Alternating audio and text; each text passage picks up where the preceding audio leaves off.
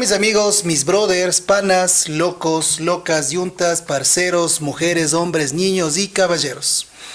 Estamos nuevamente aquí con el podcast número 5. Número 5.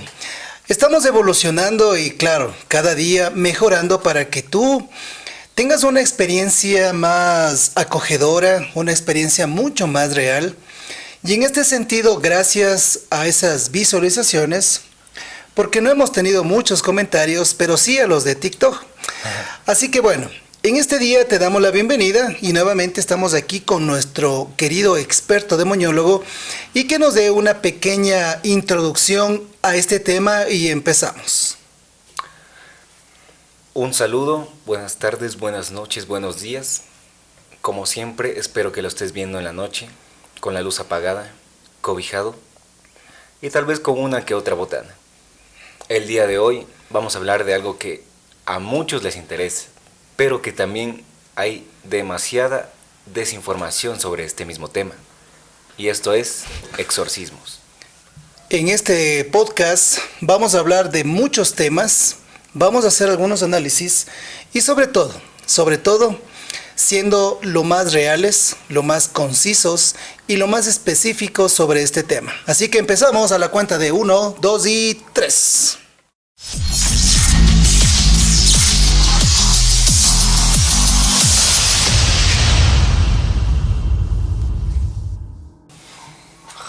Ya me desueño. Si te quedaste hasta este punto, gracias y recordándote que compartas este video.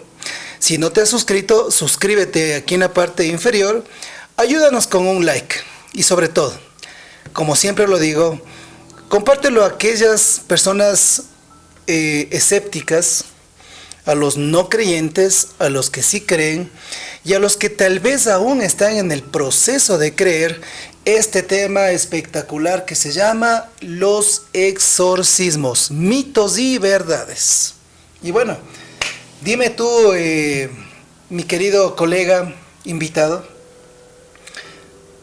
¿has escuchado del exorcismo? Yo creo que todos hemos escuchado, y no solo escuchado, sino también visto en muchas películas, exorcismos.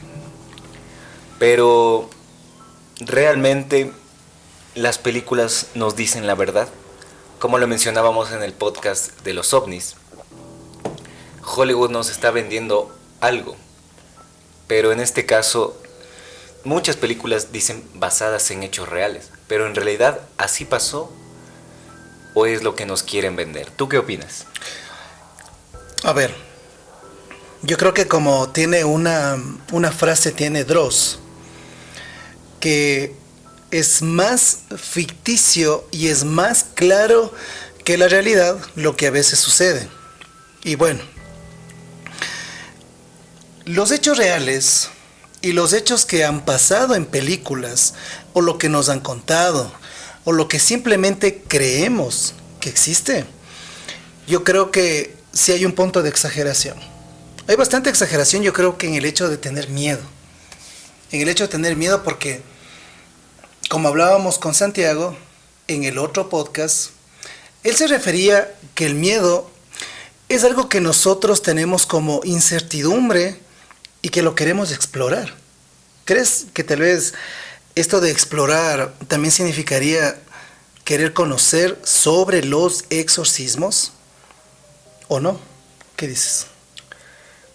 Efectivamente, yo creo que el ser humano como tal, por naturaleza, es curioso, siempre quiere descubrir los misterios. Es por eso que hemos realizado tantas cosas, tantas investigaciones, no solo de exorcismos, investigaciones en biología, física, matemática, química. Todo eso es debido a la curiosidad que se da. Y bueno, esto de los exorcismos es la curiosidad porque es un tema espiritual. Y el humano también, aparte de preguntarse quién soy como ser, también se pregunta quién es mi creador. O se pregunta hacia dónde va mi espíritu. Entonces tal vez esta parte es lo que hace pensar a las personas sobre los exorcismos, si es que existe alguna conexión entre estas situaciones y si es que con esto podemos responder las preguntas que ya dije antes. ¿Quién es mi creador? ¿O hacia dónde va mi espíritu? Sabes que verás, aquí tenemos una gran herramienta y para los que no conocen o los que tal vez no tengan muy claro lo que estamos entablando el tema del día de hoy, la etimología del exorcismo es el origen de la palabra exorcismo deriva del latín exorcismus, que a su vez deriva del griego exorcismos con K, que significa estar sujeto a un juramento. Todos aquí y en la vida hemos hecho un juramento. Recién juró la bandera a los jóvenes en los colegios. Hay muchas parejas que juran amor. ¿Tú has jurado amor a alguien? Solo a la demoniología. Entonces, ¿en qué se deriva el exorcismo? El juramento a una nueva etapa en un momento cuando el sacerdote católico está haciendo una liberación. Se ha hablado de mucho paradigma, se ha hablado de mucha cosa tergiversada. Tal vez también en el punto católico, en la iglesia, se ha hablado tal vez de una forma muy oculta, que solo algunos deben saber, o que solo los sacerdotes, o como dicen los curas, solo ellos deben conocer. ¿Qué dices tú? ¿Solo ellos pueden saber eso? Yo quiero mencionar primero la etimología. Tú dices que exorcismo significa estar sujeto a un contrato. Cuando una persona está poseída, no lo digo yo, lo dice un sacerdote, vaya, que es exorcista. Lo que el demonio se enfoca es que esta persona no pueda hablar. O sea, corrompe sus habilidades para el habla. ¿Y por qué? Porque al momento que esta persona puede hablar, puede pedir ayuda, puede requerir, o sea, está soltando al demonio y puede decir, necesito ayuda de Dios, por ejemplo. Entonces, es muy interesante que diga que está sujeto a un juramento. Un juramento. Porque, como dije anteriormente, el demonio afecta las habilidades del habla. Y para romper un juramento, obviamente necesitas hablar, ya no voy a jurar.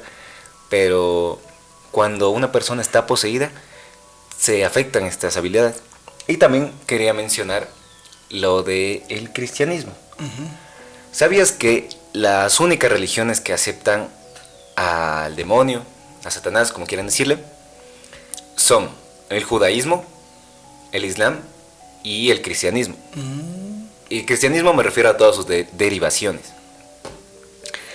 Pero lo interesante aquí es que la única donde se practica el exorcismo es en el cristianismo. Porque en el islam sí se cree en demonios, pero se cree que existen demonios. La palabra, tiene una palabra de allá que significa demonio, pero existen demonios que rezan y demonios que no rezan. Y en los demonios que no rezan entraría pues Lucifer, Satanás. Pero ellos no practican un ritual de exorcismo como tal. En el judaísmo, en cambio, encontramos que existen algunos escritos y algunas guías para realizar exorcismos, pero que son antiguas. Y actualmente ya no se practica tanto un exorcismo en la religión del judaísmo. Y si es que se hace, se debe hacer con alguien que es muy conocedor del tema. Pero en el cristianismo sí se sigue practicando el exorcismo hasta el día de hoy. Lo podemos ver en las películas. O sea, No es una evidencia fiel, pero es una evidencia de que sí pasó. También existen algunos artículos.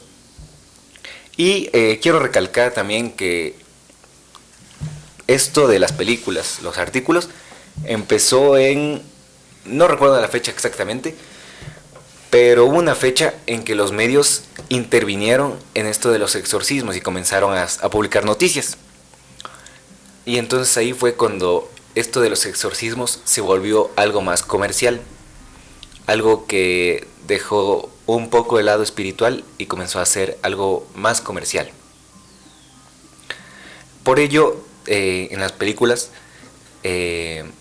aunque sí existen estos casos de exorcismo, en las películas lo hacen ver como algo, como que se trepan las paredes, se les da vuelta la cabeza, y esto en la realidad puede llegar a pasar, pero no es tan frecuente. Entonces en las películas primero lo exageran y lo agilizan, porque es como que le rezan así como que 20 minutos y ya está bien. Pero lo que muchos no saben es que un exorcismo puede llegar a durar desde días hasta años. Al igual que una posesión puede llegar a durar desde días hasta años para que la persona esté completamente poseída. ¿Tú qué opinas? Me parece interesante este punto que tú nos estás comentando sobre el hecho de que se hace en el Islam, lo decías, ¿verdad?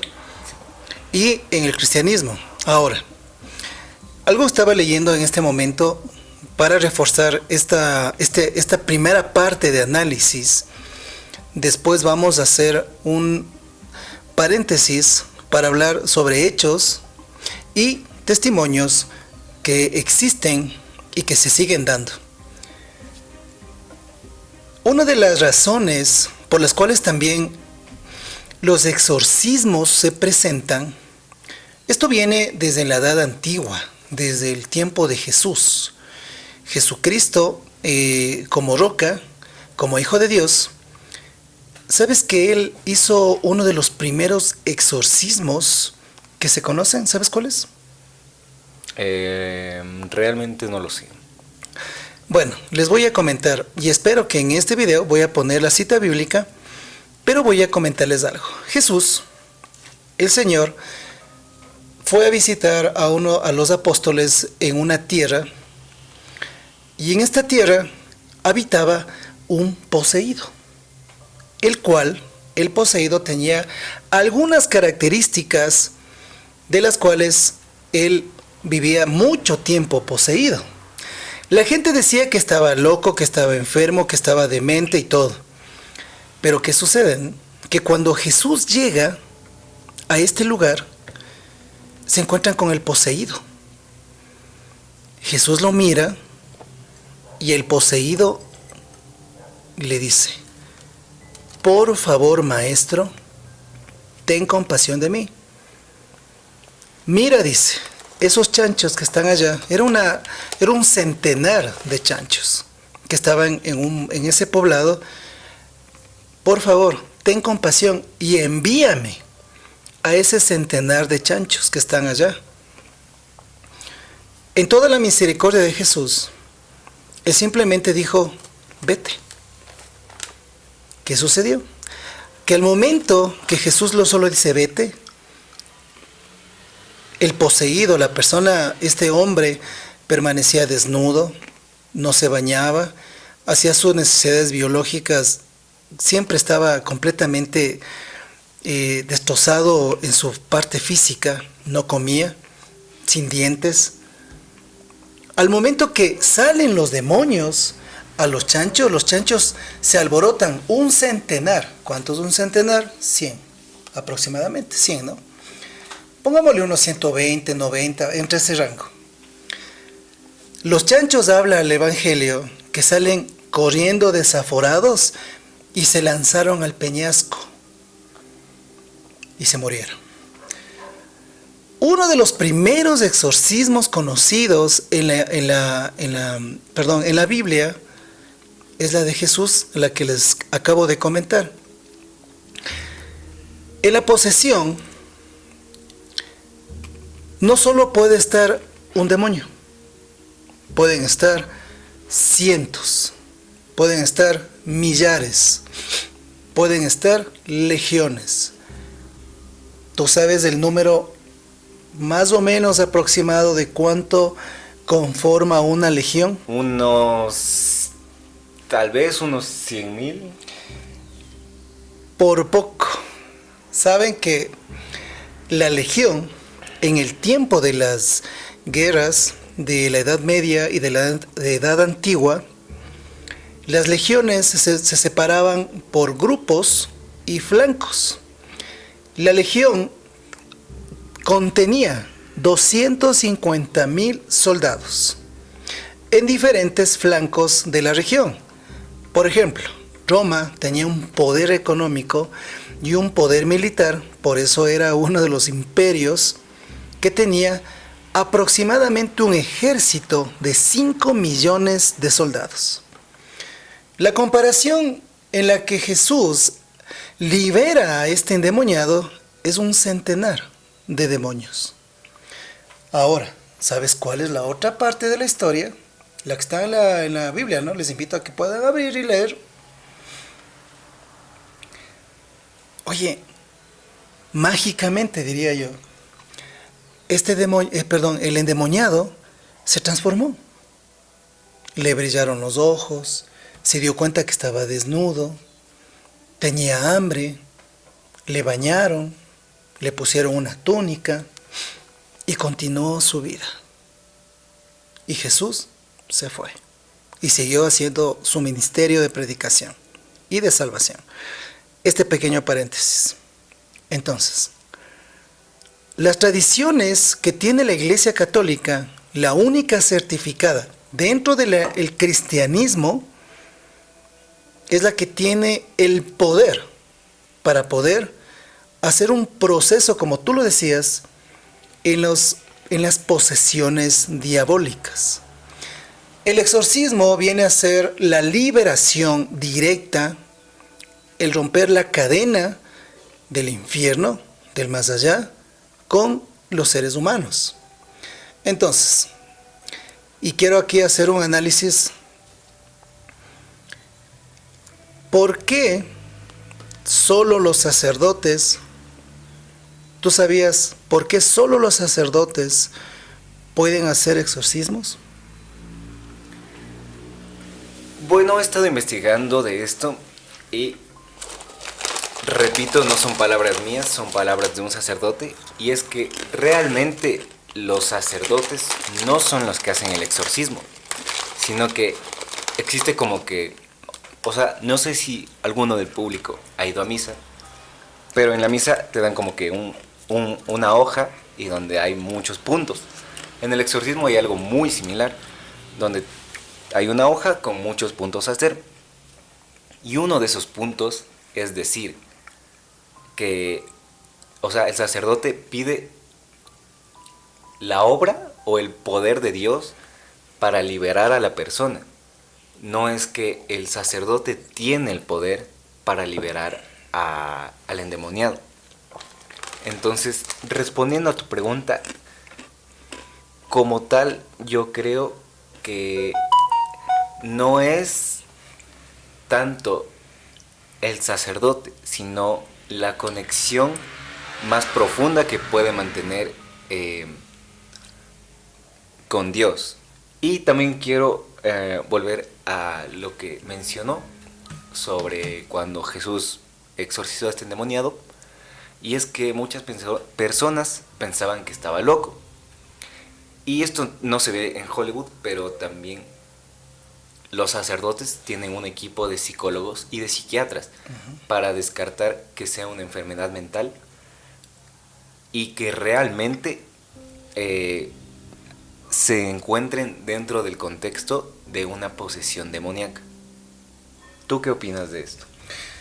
Sabes que esto me interesa bastante y es una gran polémica, porque, verás, hagamos dos puntos principales. Primero, los equipos que tiene el Vaticano o los sacerdotes exorcistas se preparan un tiempo más que el tiempo normal de un sacerdote, digámoslo de esta manera, común. Ellos se preparan 3 años más. Ahora en el Vaticano existe una escuela dedicada para el estudio de las posesiones diabólicas. Mira, y entra la parte, tú como psicólogo, la parte psicológica de la persona. Para eso entra un camino, entra un análisis, un tratamiento sería la palabra adecuada, para determinar si esa persona no tiene tal vez una cadena de maltratos, tiene tal vez algún trastorno, alguna enfermedad del ADN o algún problema ya de su cerebro. Y arraigado de eso también, algo también de sí, tal vez un trauma. Después de descartar todo ese proceso, es cuando viene la parte, y como tú lo dijiste muy claramente, la parte espiritual. Entonces, Jesús, vuelvo al ejemplo, el endemoniado le dijo, no le dijo el endemoniado, o sea, no le dijo la persona, le dijo el centenar de demonios viéndole a Jesús. Maestro, por favor, ten compasión y envíanos a esos cerdos. ¿Qué sucede? Que cuando el endemoniado está, la persona que está con el demonio, ¿sabes qué? Ya no tiene voluntad. Ya no tiene voluntad de sí. Y en eso, tú lo dijiste muy claro en la parte de las películas. Yo recuerdo cuando vi la primera vez El Exorcista, no sé, no estoy muy claro la fecha de lanzamiento de la primera película del Exorcista, que es basada en hechos reales, pero lo voy a ver aquí en la web, hasta que aquí nuestro invitado nos diga un pequeño paréntesis sobre esto. ¿Qué sucede? Que en esta película, la chica, que no recuerdo el nombre, pero ya le voy a leer, ella llega al punto que ya no tiene decisión propia, ya no tiene nada en sí, en lo... ¿Cuál sería esa parte emocional en el ser humano en la cual ya no tienes ningún control de las emociones, ya no tienes ganas de vivir? ¿Cómo se podría determinar esa parte psicológica? Hay una palabra que justamente describe o significa eso, que es anedonia, que es cuando se pierde el placer en las cosas. Y con placer no solo me refiero al placer sexual, sino también al placer, por ejemplo, jugar fútbol puede ser un placer de la vida, jugar en la computadora puede ser un placer de la vida. Entonces, cuando se tiene anedonia, se pierde el placer en todo aspecto. A ver, estoy viendo la fecha exacta de lanzamiento de la película del Exorcista. Fue realizada en el año de 1973. Son aproximadamente 49 años, ¿sí? Sí, ¿no? A ver, 50 y 50. algo. 50 y algo años más. No, 50 años exactamente. 50 años, ¿no? Ah, claro, exactamente 50 años. Uh-huh. Imagínense ustedes, 50 años que vivimos experimentando y viendo este paradigma del exorcista y cómo se manifiesta en ciertos ámbitos. Ahora, quiero hablar ahora en un presente real. Esta parte del análisis la hemos hecho de una forma de cápsula porque la profundidad de hablarlo es demasiado gigante. Vamos a ver ahora algo muy interesante. Razones por las cuales puede generarse, primero, una posesión diabólica en una persona.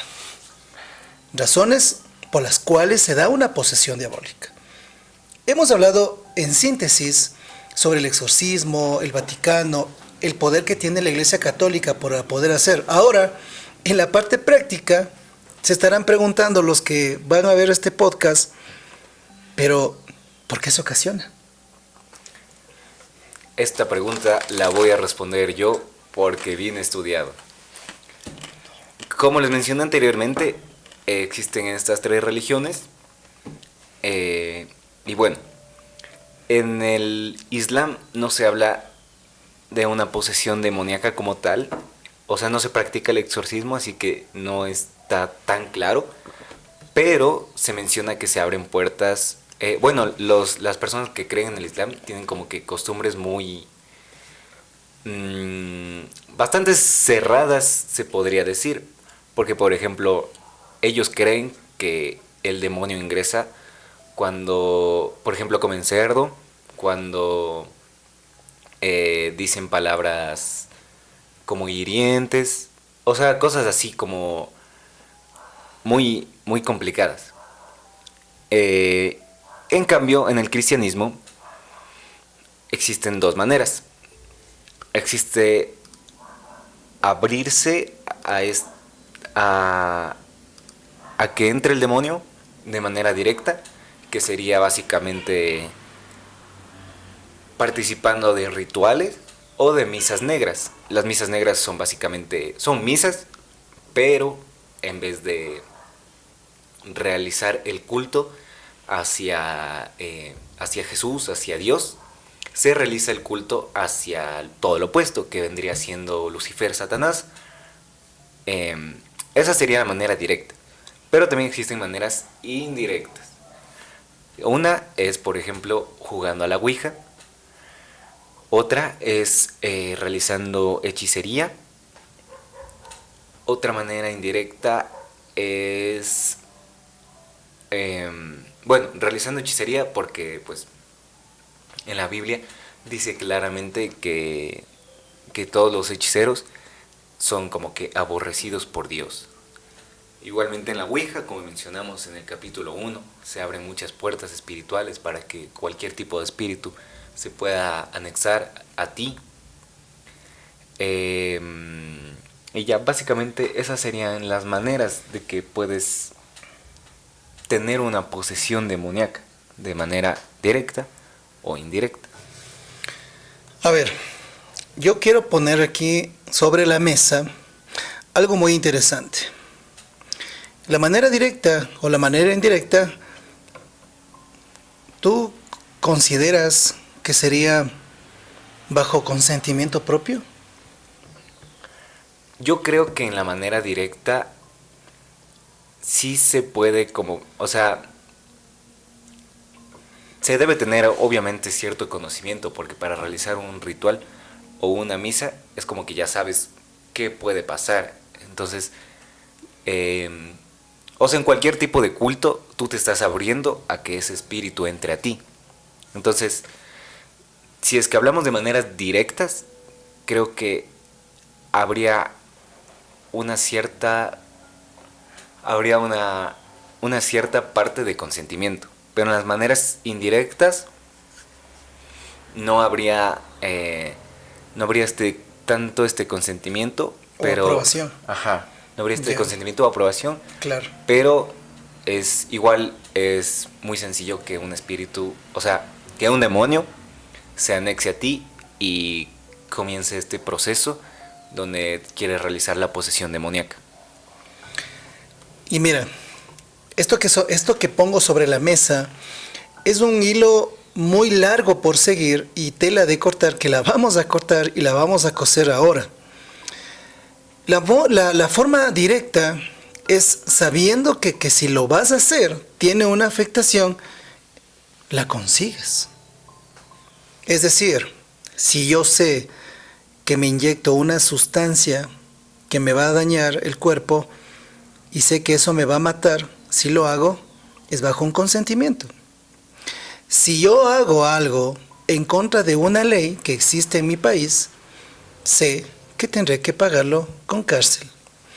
De la misma manera, lo que estamos hablando sobre la mesa hoy es que tú mencionaste 6 formas aproximadamente de cómo puede pasar algo que es en 3 puntos. La infección, la infestación y la posesión. La infección se puede generar en forma directa o indirecta.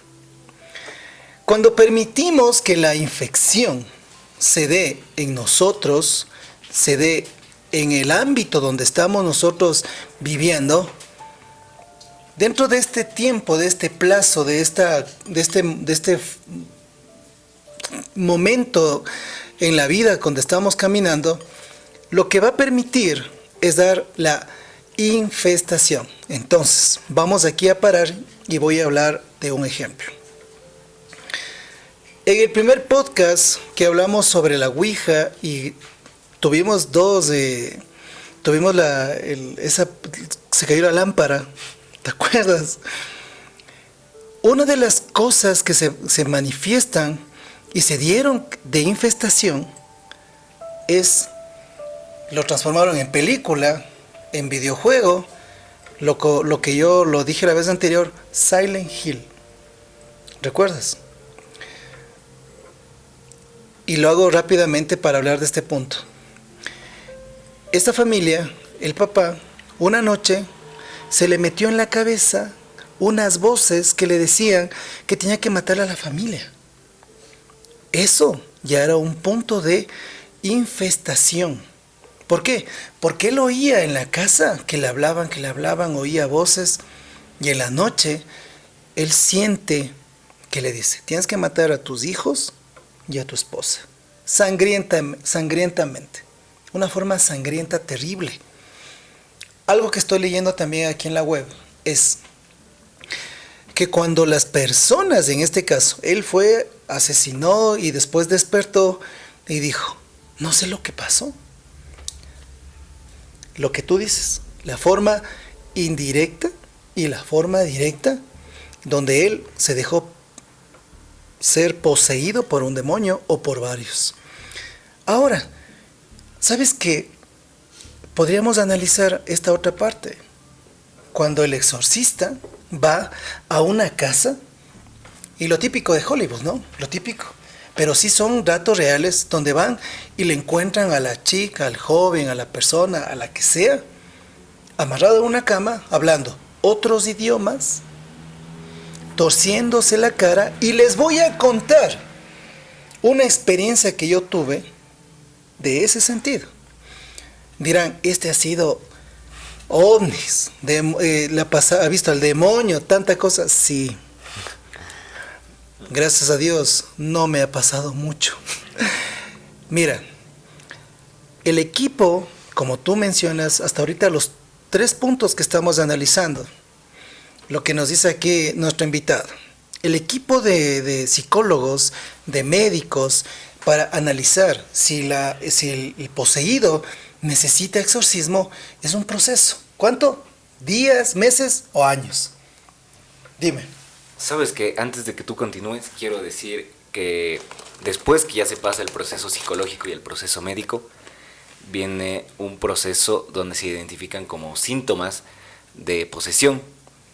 Y el síntoma que más peso tiene al momento de realizar este ritual de exorcismo es que sepan, como tú dices, otro idioma que nunca pero que lo sepan bien, o sea, a la perfección, que nunca han practicado, que nunca han escuchado, que sepan hechos del mundo que están pasando en este momento, pero con mucho detalle. Y por último, que sepan hechos pasados de la vida de las otras personas. Por ejemplo, en caso de Digital, digamos, si es que yo estuviera poseído, le diría como que, ay, a tus 10 años hiciste esto y pasó esto, pero con muchos detalles. El punto es que cuando está uno poseído, tiene la certeza de hablar con muchos detalles. Entonces, esos son factores a tomar en cuenta después de la evaluación psicológica y médica. ¿Y sabes por qué se presenta este punto? Verás, hay algo muy interesante. Los testimonios que tienen muchos sacerdotes exorcistas y uno de los precursores y de los principales que ya vamos a hablar es del padre Gabriel Amort, italiano que falleció hace aproximadamente 5 años. Él era exorcista oficial del Vaticano. Si los datos no me dañan la información en mi cabeza, él hizo aproximadamente 2.750 exorcismos comprobados, aprobados, realizados dentro de la jerarquía de la iglesia, de los obispados, de los papas. Bueno, voy a lo que tú estabas diciendo. ¿Por qué razón el demonio tiene esa facilidad de sacarte en cara algo? ¿Sabes por qué? Principalmente es porque es para que tú te sientas, o sea, de lo que yo vi de este sacerdote que estaba explicando de los exorcismos, es para que tú y las demás personas que se encuentran ahí contigo, apoyándote en este ritual, se sientan como que, o sea, normalmente te saca como que cosas malas en cara. Entonces digan como que, chuda, este man hizo esto, o sea, ¿cómo va a estar haciendo un exorcismo? Uh-huh. Entonces, siento que es para que se genere como desconfianza y que se rompa este lazo espiritual y que no se pueda liberar a la persona. Pero, ¿tú qué opinas? Mira, algo que decía el padre Gabriel Amort es lo siguiente. Yo tengo un equipo, decía él, en los cuales ellos me acompañan al exorcismo. Las personas que están haciendo oración bajo oraciones, se me fue la palabra, perdón, oraciones que están en libros y los cuales están siempre permanentemente mientras el exorcista está haciendo el ritual, porque el exorcismo es un ritual. ¿Qué sucede? Él decía lo siguiente, que las personas que me acompañan tienen que estar dentro del parámetro católico, la doctrina, confesados, comulgados y libres de todo pecado para poder presentarse ante el demonio y que el demonio no le saque en cara los pecados. ¿Por qué razón? Lo que tú mismo dices. El demonio tiene una forma tan magistral del engaño que las personas que asistían a los exorcismos con el padre Gabriel se sentían las peores personas, las ratas, porque hubo un caso, justo lo que tú dices, estaba en un exorcismo en Italia, no recuerdo el año, y mientras el padre estaba haciendo las oraciones con Biblia en mano, de repente el demonio se levanta y le dice, tú fuiste el precursor a uno de los que estaba acompañando. Le miro así, tú, ¿por qué estás aquí? Le dice, hablando en italiano, y esa persona no era italiana. Le dice, ¿qué haces aquí? Anda a cuidarle a la mujer a la que le hiciste un aborto. El hombre se queda loco, pues, porque eso no conocía a nadie. Entonces, ¿qué sucede? ¿Saben cuál es el pecado que Dios no perdona? ¿Sabes cuál es? Tengo entendido que el peor pecado es la traición. Porque según los 7 círculos del infierno, el círculo más pequeño o el que está más abajo es donde está Judas, que es la traición. Pero no sé si sea ese. ¿Cuál es? Por si acaso. Dicen que sí, dentro del infierno está a los que traicionan, a la infidelidad, que es uno de los pecados capitales. Toda esta parte en el sentido espiritual. ¿Sabes que hasta el pecado de la traición es perdonado? El pecado del aborto es perdonado por Dios. El pecado de la blasfemia, el pecado de la gula? Mira, todos los pecados son perdonados. El único pecado que Dios no te perdona, ¿sabes cuál es? ¿No sabes? No. Y les vamos a dejar la pregunta en el video, en este podcast. El único pecado que Dios no te perdona es el que tú no le dices. Y por esa razón, el demonio, en un exorcismo, se coge de ese pecado que no fue expuesto a Dios para agarrarse de eso y jugarle a la persona que está ahí, como lo conocemos, la psicológica. Le hace sentir mal, le hace sentir miserable, en este caso asesino. ¿Y qué hace? Sale corriendo, pues. ¿Y qué permite? Que la oración que estaba haciendo, la oración que permitía que esa persona poseída en el exorcismo pueda tener liberación, ya no puede.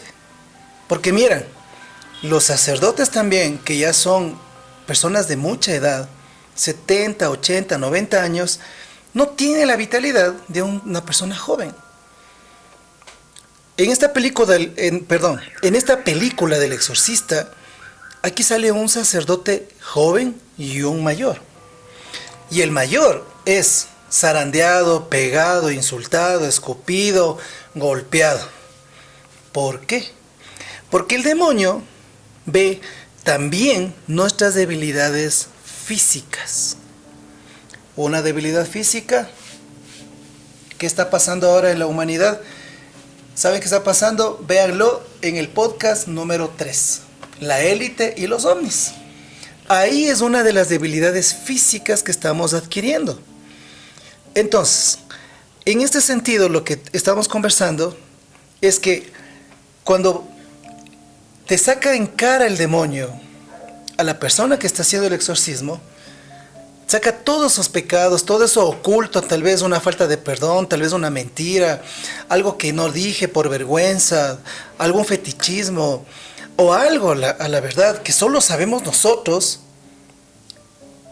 El demonio es tan astuto que te saca en cara. Y te saca en cara es para que digas, ¿cómo me puedes decir que me vaya de este cuerpo si tú estás peor que yo? ¿Qué te parece?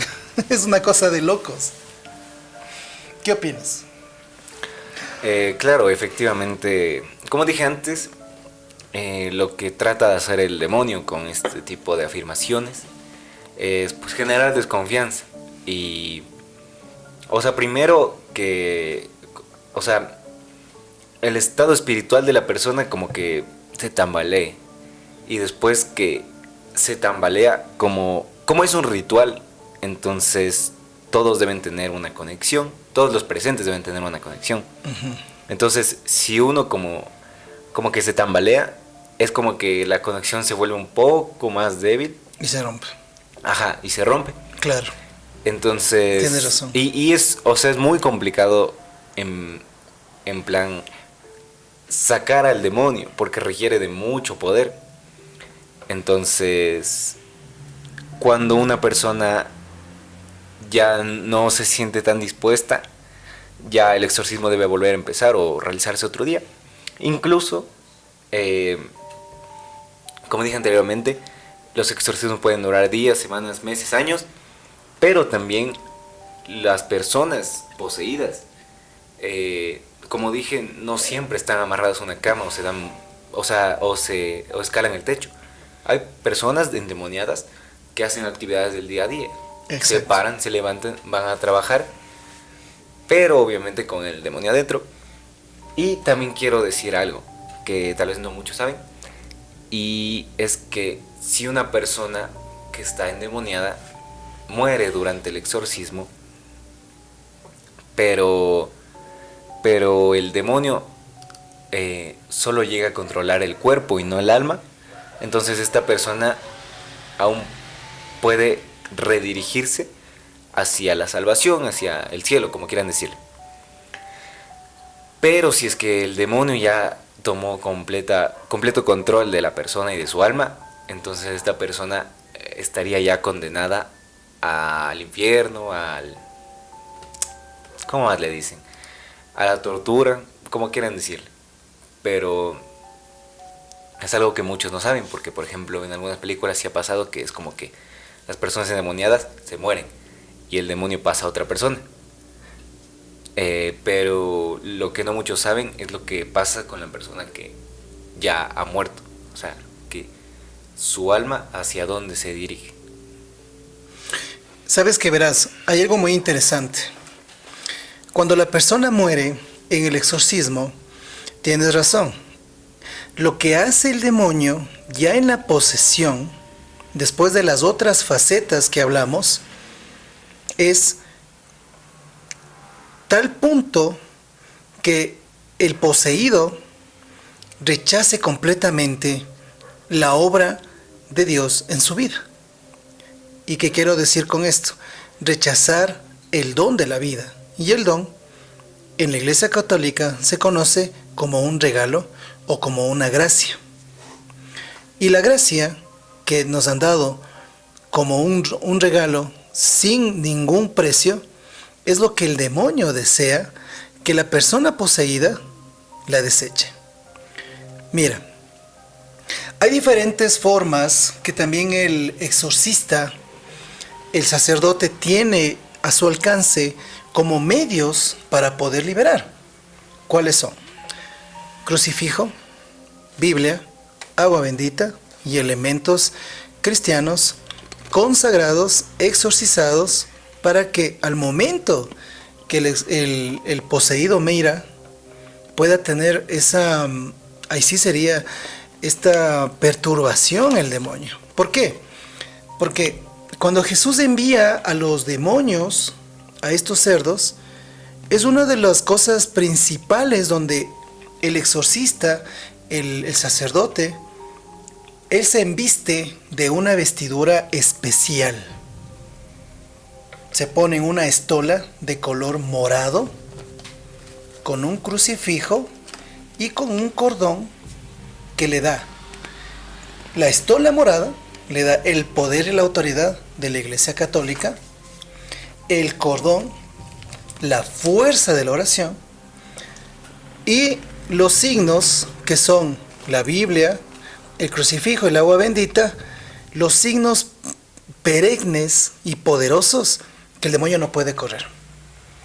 Pero claro, como tú dices, en esto ya son casos muy extremos donde ya el poseído está completamente recluido en un lugar. Oye, y yo me hago una pregunta. ¿Tú crees que los asesinos en serie tienen algún demonio metido? Yo creería que no, porque...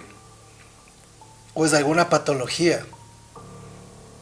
A ver, no sé si sea solo en Latinoamérica, pero siempre hay esta frase que, por ejemplo,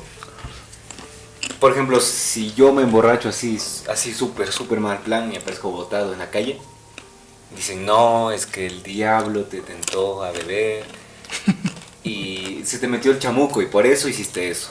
O cuando un niño es muy inquieto, también dicen, no, es que ese niño tiene el chamuco.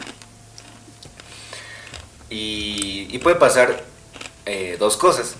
Una es que la persona crezca con estas ideas de que lo malo siempre va a venir del chamuco y no va a ser nunca su responsabilidad. Entonces, podría pasar que la persona asesine, pero crea que es culpa del chamuco. Y en este caso estaría como viviendo en una mentira. Realmente existen casos de patologías, de psicopatologías y casos de personas endemoniadas que sí han asesinado, pero dependería, o sea, porque como dije anteriormente, tocaría ver los signos entre una persona endemoniada y una persona que está enferma, o sea, que posee una psicopatología. También, como tú mencionaste, que el sacerdote tiene algunos símbolos para realizar el ritual del exorcismo. una persona endemoniada también tiene esta característica de rechazar o repudiar los símbolos sagrados. Exacto. Entonces, esto también puede ser algo que tomar en cuenta al momento de evaluar si una persona está realmente mal de la cabeza o si es que posee algún demonio interno. Y mira, yo te hacía esta pregunta sobre los asesinos en serie porque vuelvo nuevamente a decir esto. El padre de la familia que fue asesinada en Silent Hill, él decía que no fue él en su acto normal como ser humano en el hecho de asesinar. Él decía que había escuchado voces. Él entró a un tratamiento psicológico y del tratamiento psicológico, con pruebas, con diagnósticos, con medicinas, después de haber pasado esa parte, ¿saben qué pasó? Que entró la parte de la doctrina de la iglesia, donde hicieron el análisis espiritual y determinaron que él estaba poseído. Entonces, estos dos puntos son bastante cruciales en el hecho de entender que no debemos satanizar todo, ¿verdad? No podemos echar la culpa a todo el demonio. No podemos decir, uy, esto está malo, es que eso es del diablo, es que esto no. Es también nuestra libre decisión de lo que hablamos en un inicio de este podcast. Si yo lo deseo, si yo lo busco, si yo lo consigo, lo apruebo y lo hago, bajo mi decisión. Entonces, haciendo una recapitulación en este sentido, yo quisiera seguir con el hilo del padre Gabriel Amort. Él comenta en muchos documentales que están en las plataformas de YouTube y también en documentos oficiales del Vaticano, que él se presentó con se le presentaron muchos casos en exorcismos reales. Las personas botaban clavos de su boca, cadenas, cosas muy asquerosas, y entre todas esas él indica que la más putrefacta, la que era una manera también de perturbarle al exorcista, eran unas cadenas con unas cuchillas que al momento que lo vomitaba, iba saliendo con sangre, y le dijo este demonio al padre Gabriel Amort, ¿sabes qué es esto? Él le responde, un objeto que me quieres hacer creer que es algo demoníaco, le dice. No, le dice, esto es los látigos con las puntas con las cuales le azotaron a tu Dios. O sea, a tal punto de tanta irreverencia, de tanta majadería, de tanta burla, el demonio trata también de hacer creer que el poder que está teniendo en ese momento el sacerdote no sirve. ¿Qué hace el sacerdote? Lógicamente, como dijo aquí nuestro invitado, como dijo el demoniólogo, se demora años. Y las personas es como, me voy a mi tratamiento. Llegan al tratamiento, el padre le hace las jaculatorias, bendito sea Dios, me acordé de la palabra. Las jaculatorias son oraciones repetitivas para que la persona poco a poco vaya desintoxicándose. ¿Por qué? Porque primero, desde la infección, la infestación y la posesión tiene que ser de una forma regresiva. Para que la posesión se vaya, tiene que desinfectarse. Y la desinfección tiene que de igual manera ser quitada del punto principal que les digo de los 3 aspectos. Entonces, ¿qué opinas tú sobre todo este análisis que estamos haciendo sobre el hecho de que nosotros, los seres humanos, estamos expuestos continuamente a las acechanzas? ¿Qué dices? Yo creo que, bueno, como decía este sacerdote en el video que vi, realmente no todos estamos, o sea, porque sí hay muchas personas que piensan como, ay, qué miedo, se me va a meter el demonio en cualquier momento. Pero realmente no, o sea, si vives una vida de bien, es muy poco o menos probable que se te produzca esta posesión demoníaca. Pero en cambio, cuando realizas esta parte de abrir puertas directas o indirectas, ahí sí es súper probable que comiences con manifestaciones demoníacas. Entonces, yo creo que no habría problema si es que mantienes una vida de bien. Uh-huh. Pero el problema empieza cuando comienzas a abrir las puertas que realmente, pues, no conocemos nadie. No conocemos esta parte espiritual. Entonces, estamos exponiéndonos a muchas cosas que no sabemos y pueden ser muy contraproducentes. Mira, algo que también nos dice la Iglesia Católica, expresamente, la Iglesia Católica y otras comunidades cristianas, en su postura oficial, prohíbe expresamente hacer actos de ouija, espiritismo, adivinación y hechicería. En algunos casos puede esto atraer al maligno y poseer a algunos de los participantes. Y menciona que hay 6 casos principales en los cuales se pueden producir posesiones demoníacas. La primera, como tú lo dijiste muy claramente, y lo vuelvo a reiterar y aclarar, que estamos dentro de del hilo. Primera, la participación en ritos satánicos. Segunda, la consagración de un niño al demonio por parte de sus padres, que sucede. Y lo vemos en los gringos, locos lo hacen bastante. No tengo nada contra los gringos, pero tienen algunas cosas. Tercera, un pacto con Satanás para rendirle culto a cambio de bienes materiales. Eso también, todo el mundo, ay, le vendería el alma al demonio por esto y otro. No saben lo que están diciendo. Cuarta, los maleficios. El hecho de maldecir. También vos estás mandándole un demonio, ¿sabías eso? Le maldigo a este man y ojalá le vaya mal. Le estás mandando el demonio a que esté colgado en la espalda. Quinta, prácticas de llamamiento de espíritus tipo ouija u otros medios de adivinación, lo que implica el riesgo de que el enemigo posea a la persona. Miren, el riesgo. Y sexta, la blasfemia continuada. Yo no creo en Dios, ¿quién será Dios? Bla, bla, bla, bla, bla.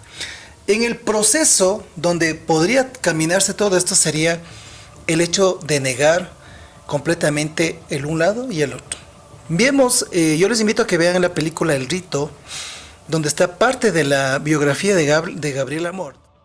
Al final hay una parte muy interesante, voy a tratar de ponerla en el video, y podría ponerle en este momento que le voy a relatar la parte del video de esta película. Tan descarado es el demonio que se le posesiona al sacerdote exorcista.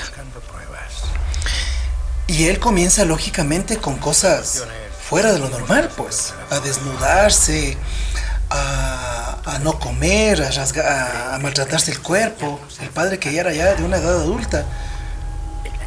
Va el otro sacerdote que no tenía, él no creía, él era sacerdote y no creía que existía el demonio.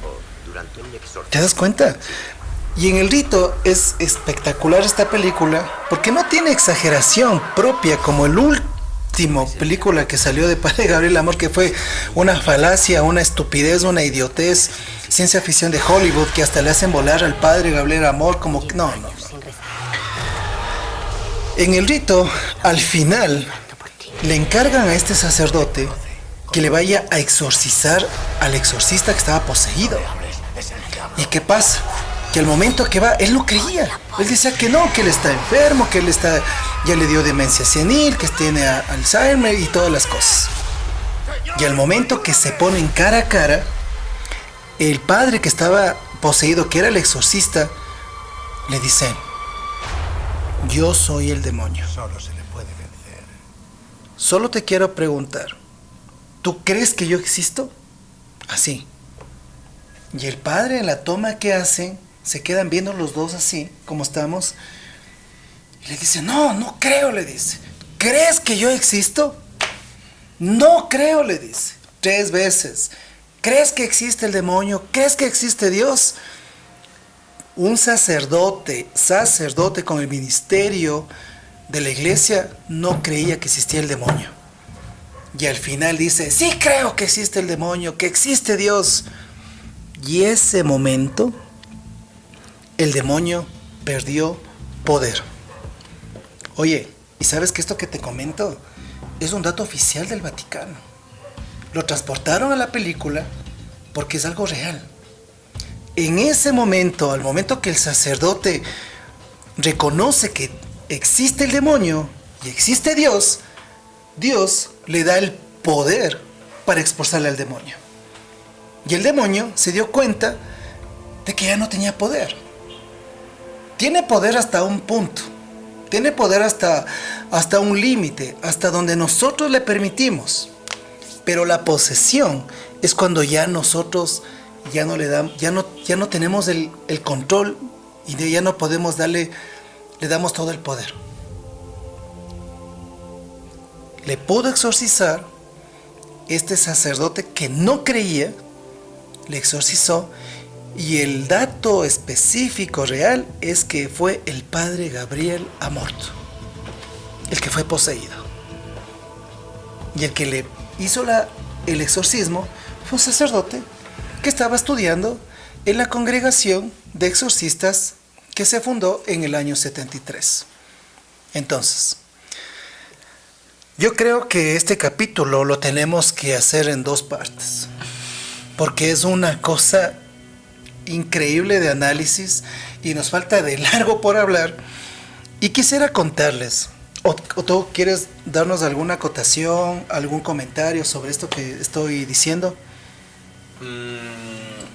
Creo que la única acotación que puedo dar es que, bueno, pues, a pesar de que el padre Gabriel Amor era exorcista, era full creyente y todo, igualmente fue poseído. Fue poseído. Exacto. Él fue poseído, a mi opinión. Y aquí sería una palabra en nuestra caja de muerte, que aquí vamos a poner algunas cosas extrañas. Comentario propio mío. Yo creo que el demonio se posesionó en el padre porque a veces creemos que las cosas como estas no existen. O nos confiamos. Y les digo por mi propia parte de lo que les voy a comentar. Lo que a mí me sucedió y es un dato real. El padre, después de haberle visto tantas veces al demonio, tantas veces verle físicamente en sueños, en perturbaciones y todo, él, sin darse cuenta, fue poseído por el simple hecho, ¿sabes cuál es? ¿Sabes por qué? Creo que en base a lo que me estás diciendo, creo que sería el hecho de confiarse. De confiarse. Y porque simplemente somos seres humanos. Si fuéramos seres tal vez angelicales, que los seres angelicales tienen la ciencia fusa. La ciencia fusa es un atributo que Dios les dio a los ángeles para que ellos solo miren la eternidad de Dios. no ven la eternidad, perdón, no ven la limitación del hombre, sino la eternidad de Dios. Y la ciencia fusa a los ángeles les hace mirar el antes, el durante y el después de Dios. Porque Dios les creó de un pensamiento para que sean adoradores, sean custodios y guerreros. Bueno, ese es el otro podcast, el cual ya les adelanté una pequeña cápsula. Vamos a hablar de ángeles y demonios, sí. Bueno, entonces, eso le pasó al padre. Se confió. O sea, sí, se confió en todo el equipo que tú lo dijiste, que tenía de psicólogos, médicos, la aprobación del obispo, la aprobación del papa para poder hacer exorcismos, que tenía la propia autoridad de hacerlo. Se confió. Sucede que mi sobrina, un día sábado, me dice: oye, te están buscando. Le digo: ¿quién me busca? Te están buscando unos hermanitos de un grupo de oración. Le digo: ¿y qué querrá? Dile que no estoy. Le están buscando a tu hermano. Le digo: dile que no está. Digo: bueno, voy a ver qué quieren, ¿no? Salgo y me encuentro con este panorama. Y voy a poner un rótulo que diga: por favor, no lo hagas en casa, porque es una cosa horrible. Salgo y me encuentro con una persona que conocida de nosotros, de la familia, y me dice: Rodrigo, ¿cómo está? Dice: qué bueno haberle encontrado. ¿Sabe qué? Vengo a pedirle un favor. Claro, le digo: ¿qué será? Yo no, todo espiritual, todo hablando suavecito, todo lindo. Verá, me dice, veníamos del sur de Quito, atravesando los túneles, y cuando yo puse una musiquita de alabanza en el carro que yo vengo conduciendo, mi hija, que está en la parte de atrás del vehículo, comienza a insultarme. Le digo: ¿y por qué? No sé, dice, me comenzó a insultar de la nada. Qué raro, le digo. Yo me acerqué al vehículo que estaba estacionado en mi casa y le veo a la chica que estaba tranquila. Pero había algo que al lado derecho, al lado izquierdo y al lado derecho estaba su hermano y su novio, o enamorado. Y le sostenían las manos, esta parte de aquí, las muñecas. Entonces le digo: ¿qué sucedió? Verá, me dice, mientras veníamos hablando de la música católica, hablando de la música, de alabanza, todo tipo de alabanzas, ¿no? Ecuménicas, cristianas, evangélicas, todas, nos venía insultando. Dijo: apaguen esa basura, apaguen esa porquería, no quiero escuchar, me da asco, ya voy a vomitar y todo. Entonces, ¿qué sucede? Que le digo: hola, ¿cómo estás? No voy a decir el nombre porque posiblemente pueda que vea, pero ella sabe que lo voy a decir, se llama Pepa. Le digo: hola, ¿cómo estás? Y me regresa a ver con una mirada de fuego, como la película de Zoolander cuando detiene la daga en el escenario de la pasarela. La mirada Magnum, más o menos de esa manera, así. Y me dice, no me respondió, y me quedó viendo con ojos súper horribles.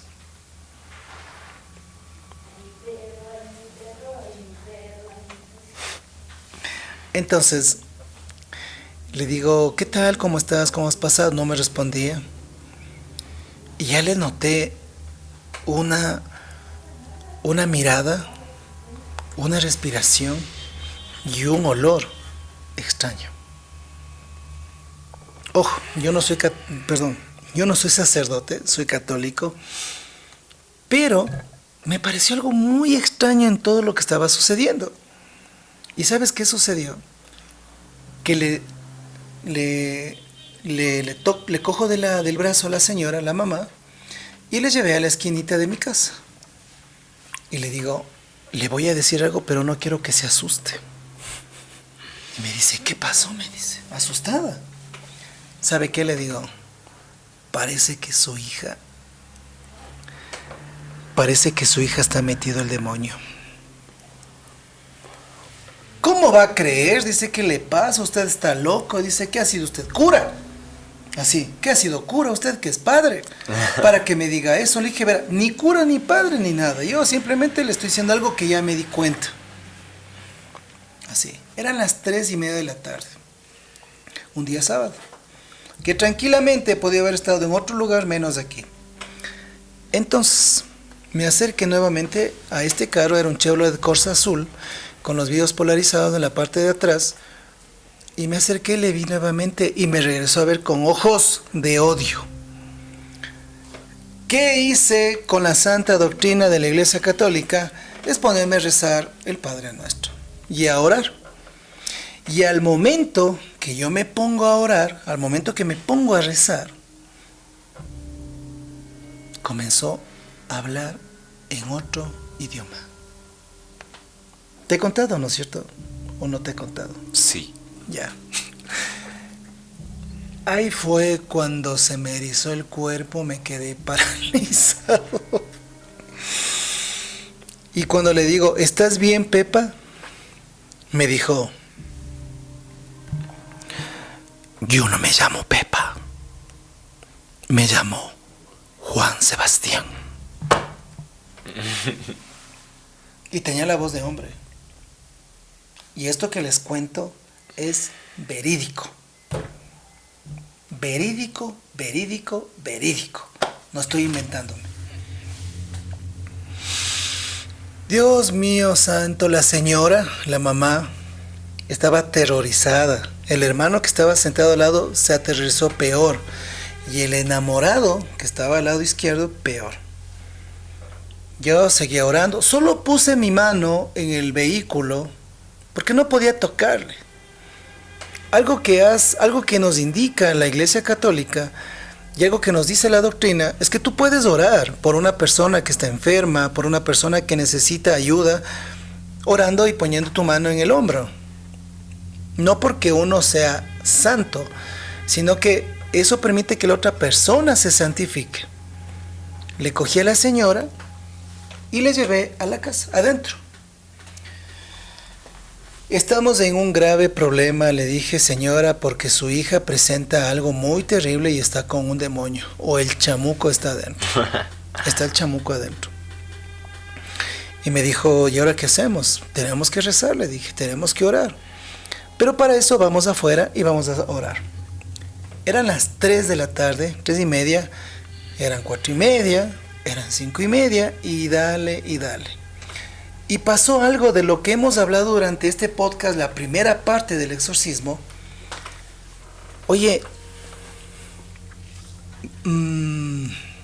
algo muy terrible. Los dos que le sostenían las manos, al momento que estábamos orando, ella me regresaba a ver hacia la ventana, yo estaba acá, se retorcía. Se retorcía. Y cuando se retuerce, le veo que la muñeca se giró 360 grados. Trata de torcerme. Toma así. A ver, teme y yo trato de moverme. No podemos de aquí. Mire. Tú trata de hacer eso. ¿Hasta dónde te gira? ¿Qué será? ¿180 será ahí? Sí, más o menos. Yo igual, no podemos, miren. Al momento que ella estaba con la persona acá, esta parte de la muñeca se le giró 360 grados. Como que aquí tenía un rulimán. Se giró, se dio toda la vuelta, así, hasta acá. Yo no puedo ni darme siquiera el brazo. Esto se giró, se deslocó esto y se movió la mano. Yo vi. ¡Pum! Se puso. Ay, ya me desmayaba. Me comenzaron a temblar las piernas. Oye, y con esto que yo les estoy comentando y les estoy contando, es todo lo que hoy analizamos. Me sacó en cara 2 pecados. Tú que estás hablando de todo esto y me dictó a puño y letra lo que me había pasado y de las aferraciones y porquerías de las que estaba haciendo. Y tomen en cuenta que unos días antes yo había salido de una jornada casi santa en el haberle visto al Papa Francisco. Y aquí está un testigo fiel que es mi sobrina, que está tras cámaras operando parte de la grabación. Estaba asustada. Y le dije, por favor, le digo a mi sobrina, por favor, tráeme la imagen de la Virgencita que está en la casa. Salió corriendo, no sé si era ella o fue la mamá, y trajo la Virgencita. Y al momento que yo le pongo la imagen de la Virgencita del Quinche, solo le puse de frente así. Cogió y ¡tú! Me escupió.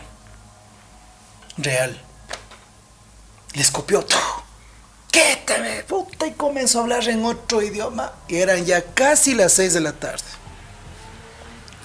Dios mío, ¿y ahora qué hago? Entré nuevamente y tenía sal exorcizada y agua bendita. Paréntesis, la sal exorcizada es la que permite también para un laico que no es consagrado como sacerdote poder no hacer un exorcismo, sino limpiar un lugar que esté algún tipo de infestación. Ya les dijimos que era la infestación. Entonces, salgo corriendo con eso y yo simplemente la man ya estaba media ruca. Estaba así. Nada.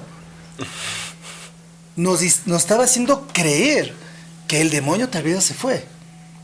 Y es todo lo que les estoy comentando es todo lo que analizamos el día de hoy.